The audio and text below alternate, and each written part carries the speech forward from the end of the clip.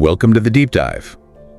We like to go in-depth on a variety of topics, and today we're diving deep into one of the most, I think you could say, complex and controversial conflicts of the 20th century. For sure. The Vietnam War. Absolutely. And we're not just going to, hit the usual dates and battles and names and all that. Right. We're going to really try and understand why this war continues to generate so much debate even decades later. Yeah, it's fascinating how the Vietnam War kind of serves as this lens that we examine conflict and intervention and the human cost of war through, Yeah, and we've got just this really fascinating collection of sources for you today, from historical overviews. We've got some personal accounts, even stories of the Vietnamese boat people. Right. And I think even if you're familiar with the basics of the Vietnam War, you're going to find something new to uncover here. A good place to start might be with Vietnam's struggle for independence. Before the Vietnam War, there was this whole other conflict, the First Indochina War, where Vietnam, under Ho Chi Minh, fought to break free from French colonial rule. Right. The Geneva Accords of 1954 were supposed to be this peaceful resolution. Right. Vietnam was temporarily divided into North and South. And there was this promise of elections in 1956 to reunify the country. Right.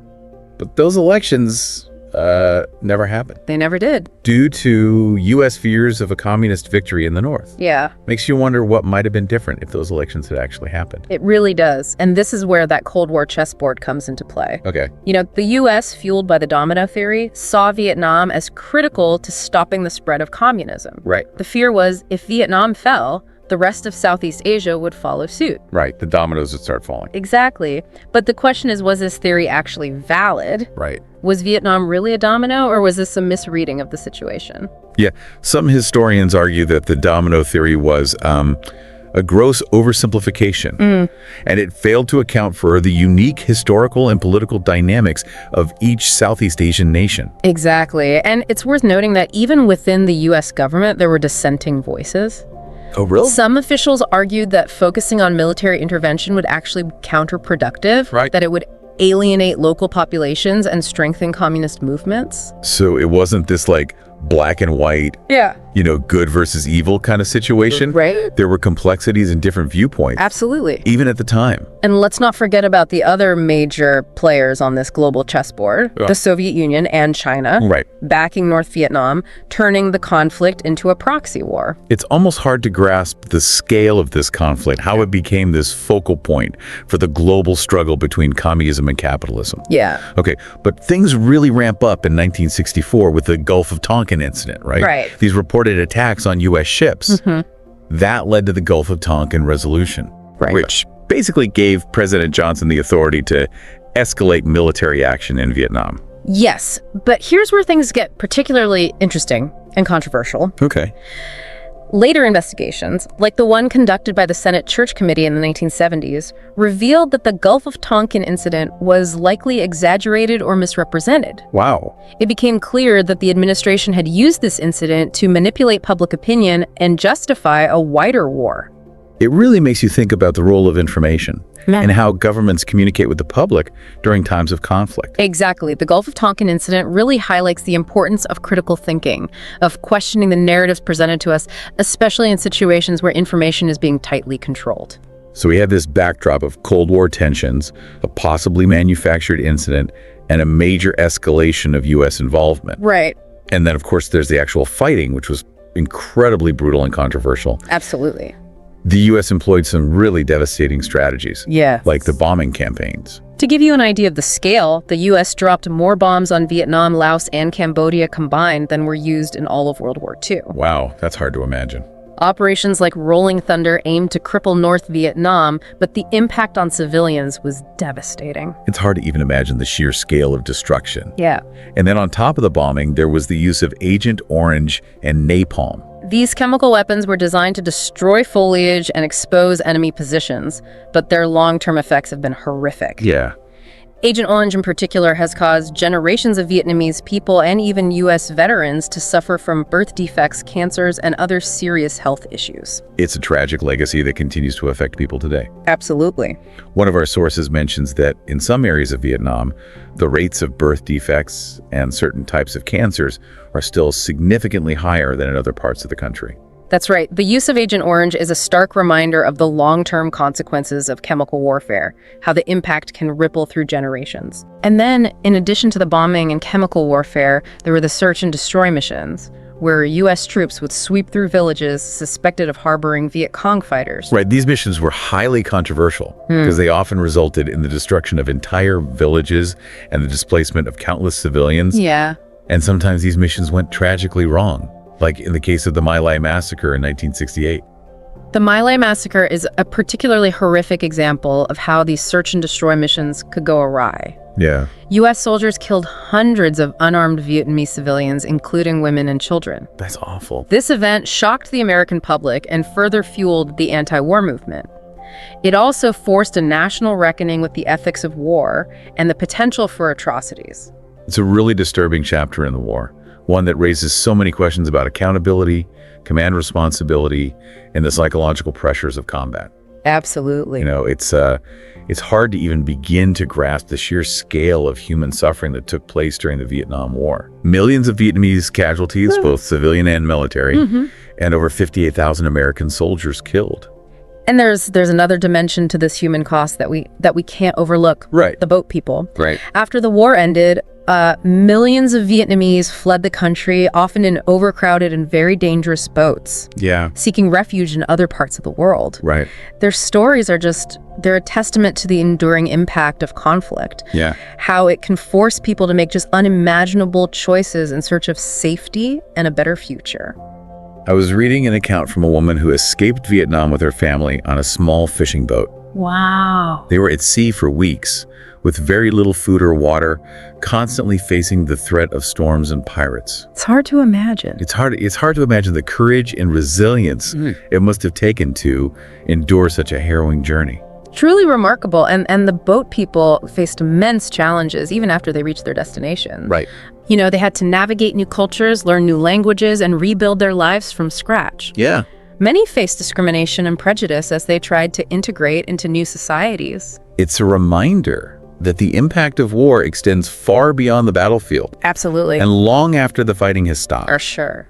It's something that stays with people, that shapes their lives and their families for generations. Absolutely. And speaking of the lasting impact, the Vietnam War had a profound effect on the United States, politically and socially. Right. There was this deep erosion of public trust in the government, fueled by revelations like the Pentagon Papers, which showed how previous administrations had misled the public about the war's progress. So it wasn't just about the war itself, but also about how the war was presented to the American people. Yeah. This idea that the government wasn't being truthful, Yeah, you know, that created a sense of disillusionment and cynicism, I imagine. exactly. And then there was the Vietnam syndrome. Right. This reluctance among policymakers and the public to commit U.S. military forces to foreign conflicts. Right. This idea of like no more Vietnams, right? Exactly. There was this fear of getting bogged down in another unwinnable war, Okay. another Vietnam, and this had a significant impact on U.S. foreign policy for decades to come. Yeah, the Vietnam War also led to a lot of soul searching within the military. Oh, yeah. For sure. Questions about strategy, tactics, and the challenges of fighting a guerrilla war in a complex and unfamiliar environment. Right. The U.S. military had to reevaluate its approach to warfare, recognizing the limitations of conventional tactics in certain types of conflicts. Yeah? There was a renewed emphasis on counterinsurgency and the need to understand the political and cultural dimensions of war. And let's not forget about the impact on the veterans who served in Vietnam. Absolutely. So many came home carrying physical and psychological wounds. Yeah. And they often faced a lack of understanding and support Right. from a society that was grappling with the war's legacy. The Vietnam War was deeply divisive, and for many veterans, it was a difficult experience to process. Yeah. You know, they had witnessed horrific violence, lost friends and comrades, and struggled to reintegrate into civilian life. Right. And unfortunately, many veterans also faced stigma and discrimination, which made it even harder for them to heal and move forward. One of the sources we have is a collection of letters written by soldiers during the war. And it's really heartbreaking to read their accounts of the horrors they witnessed, their fears, their longing for home, and their struggles to make sense of what they were experiencing. It's so important to remember the human cost of war, to honor the sacrifices made by those who served, and to acknowledge the lasting impact on their lives and the lives of their families. Absolutely. Now, shifting gears a bit, let's talk about the media's role in shaping public opinion during the Vietnam War. Okay. This was the first time that a war was really broadcast into American homes on television. Right. People were seeing the brutality of conflict firsthand in a way that they never had before. The media coverage of the Vietnam War was unprecedented. Yeah. Images of combat, casualties, and protests filled television screens, Wow. bringing the reality of war into living rooms across the country. And this had a profound impact on public perception, Right. as people began to question the government's narrative and the justifications for the war. The Tet Offensive in 1968 was a turning point in this regard. Mm-hmm. Militarily, it was a defeat for the Viet Cong and North Vietnamese forces. Right.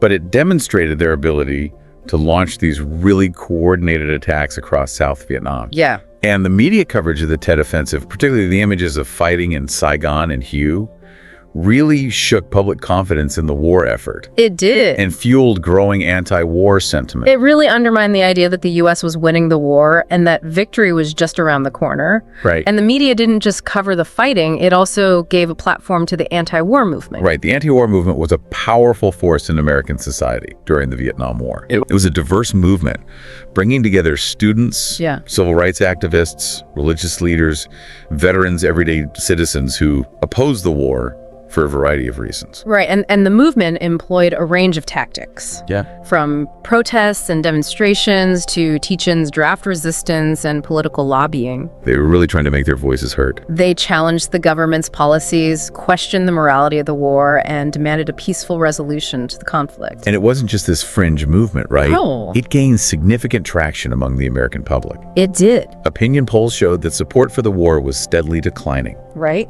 and the anti-war movement played a role in amplifying these dissenting voices. Wow. It's incredible how this one conflict, the Vietnam War, touched so many different aspects of life. You know? It really did. From the battlefields to the living rooms to the halls of government. Absolutely. You know, it sparked debates about foreign policy, the role of the media, the ethics of war, the power of public dissent.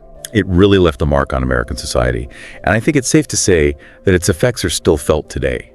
Yeah, I think the Vietnam War is a reminder of the complexities of history. Yeah. How decisions made in one era can have ripple effects that last for generations. Okay, so we've covered a lot of ground here. We talked about the historical context, the Cold War tensions, the controversial strategies, the human cost, Right. the impact on both Vietnam and the United States, the role of the media, the rise of the anti-war movement.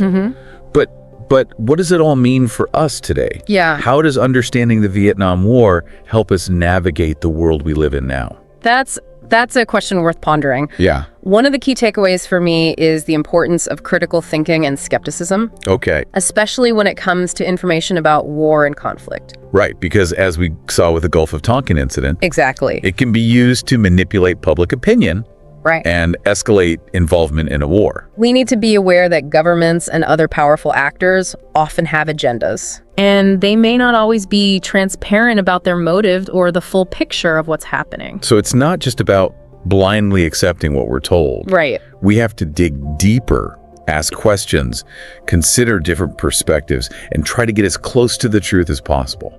Absolutely. Yeah. I think the Vietnam War also highlights the importance of understanding the local context, Okay. the culture, Yeah. the history of the place where a conflict is taking place. You know, the U.S. made a lot of miscalculations in Vietnam, in part because they didn't fully grasp the complexities of Vietnamese society, Right. the motivations of the different actors involved, and the long history of resistance to foreign intervention. It's like that saying, if you don't know your history, you're doomed to repeat it.